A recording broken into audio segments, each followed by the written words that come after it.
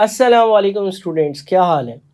Last video lesson में जो चीज़ हम डिस्कस कर रहे थे वो था break even point in units, जिसके लिए हमने अपनी फिक्स कॉस्ट को कंट्रीब्यूशन पर यूनिट से डिवाइड किया। अब थोड़ा सा इसकी लॉजिक की तरफ जाते हैं, थोड़ा सा इस फॉर्मूले को समझने की कोशिश करते हैं। देखिए ये फॉर्मूला बना कैसे है। देखिए एक कंडीशन है, आप सब उससे एग्री करोगे कि ब्रेक इवन पॉइंट पर दो चीज़ें एक दूसरे को बराबर होती हैं। ब्रेक इवन पॉइंट पर कंपनी की फिक्स कॉस्ट कंपनी की कंट्रीब्यूशन के बराबर होती है। ब्रेक इवन पॉइंट पर फिक्स कॉस्ट कंट्रीब्यूशन के बराबर होती है।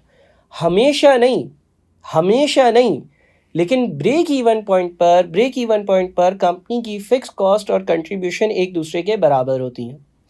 अच्छा, फिर हम ये भी अपने पास्ट लेक्चर्स में पढ़ चुके हैं कि अगर हम कंट्रीब्यूशन पर यूनिट की बात करें ना, या कंट्रीब्यूशन की बात करें, यानी कि ब्रेक इवन पॉइंट पर दो चीज़ें एक दूसरे के बराबर हैं। पहली बात, फिक्स कॉस्ट बराबर है किसके? फिक्स कॉस्ट बराबर है कंट्रीब्यूशन के, ठीक है। अच्छा, फिक्स कॉस्ट कंट्रीब्यूशन के बराबर है, ये बात हमें समझ में आ गई। अब हम इसको ऐसे भी तो लिख सकते हैं कि fix cost is equals to contribution per unit. Fix cost is equals to contribution per unit multiplied by number of units. Fixed cost is equals to contribution per unit, एक यूनिट की contribution multiplied by number of units.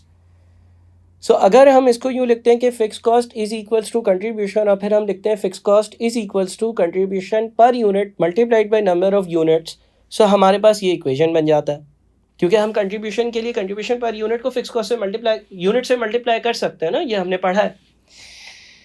देखिए ये याद रखिएगा कि ये क्या condition हमेशा होगी, क्या फिक्स कॉस्ट हमेशा कंट्रीब्यूशन के बराबर होती है? नहीं, सिर्फ ब्रेक इवन पॉइंट पर। तो ये जो मैंने बात लिखी है, fix cost is equals to contribution per unit multiplied by number of units, ये कंडीशन भी कब की होगी? ये कंडीशन भी होगी सिर्फ और सिर्फ ब्रेक इवन पॉइंट पर।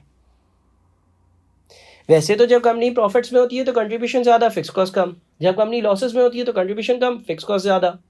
जब कंपनी ब्रेक इवन पॉइंट पर होती है तो कंपनी की fix cost is equals to contribution, और fix cost is equals to contribution per unit multiplied by number of units sold. So हम ये कह सकते हैं कि ये कंडीशन ब्रेक इवन पॉइंट पर ट्रू होगी, ये कंडीशन भी ब्रेक इवन पॉइंट पर ट्रू होगी। सो ब्रेक इवन पॉइंट, अगर ये कंट्रीब्यूशन पर यूनिट से मल्टीप्लाई हो रहा है, लेफ्ट साइड पर आएगा, कहाँ जाएगा? डिवाइड होगा। यानी कि अगर मैं फिक्स कॉस्ट को कंट्रीब्यूशन पर यूनिट से डिवाइड कर दूं तो क्या आ जाएंगे? Number of units. और ये कौन से यूनिट्स होंगे? ये वो यूनिट्स होंगे जो ब्रेक इवन पॉइंट पर कंपनी सेल कर रही होगी। इस तरह से बना है ये वाला फॉर्मूला और इसकी ये लॉजिक है। इस लॉजिक से हमने break even point in units का फॉर्मूला निकाला है, which is your fix cost, जितनी भी आपकी फिक्स कॉस्ट है, divided by contribution per unit, यानी कि एक यूनिट की कंट्रीब्यूशन। उम्मीद है कि आपको ये बात समझ में आई होगी कि ये फॉर्मूला कैसे डिराइव हुआ।